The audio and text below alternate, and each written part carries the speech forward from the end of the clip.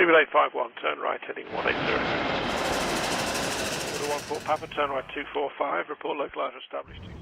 Following escalating tensions in Ukraine and the effects of the Russian-backed invasion, sanctions are currently being imposed on Russia by countries worldwide, alongside regulators. In the last couple of hours, UK Prime Minister Boris Johnson announced a ban on aircraft on a scheduled service which are either owned, chartered or operated by a person that is connected with Russia, or is also registered in Russia. Therefore, notably, a ban is in place on Aeroflot, who do fly into London daily, and in addition, it means they cannot pass over UK airspace.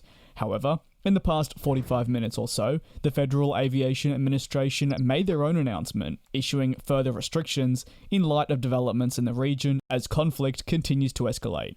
3 NOTAMs, essentially notice to air missions, have been issued that prohibit US airlines and of course US pilots from operating in Ukraine, Belarus and Western Russian airspace within a natural mile radius of 160 miles from the Ukrainian border. Therefore, crucial airports like that of Moscow are now impacted by this move alongside many others. Sanctions, though, are still coming. This is related, though, to the aviation angle and your US airlines. The Federal Aviation Administration has taken a different angle to what the United Kingdom did immediately, banning these Russian aircraft. This FAA announcement focuses on US airlines. This is, though, what I should mention, the first developing story from the FAA involving their own US airlines and aircraft that would potentially be flying through these regions. It's also worth noting that there was previously a restriction already over eastern Ukraine that was implemented. However, of course, these limits have now been extended to tie directly alongside the Ukrainian airspace closure that has been present since the invasion first began in the early hours, around 16 hours ago now.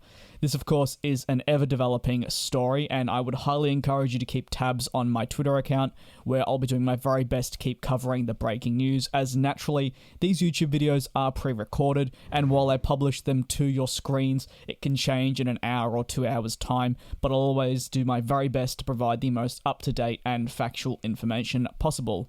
Please do stay safe, be careful, and thank you very much for tuning in, even under the terrible, terrible circumstances. Oh,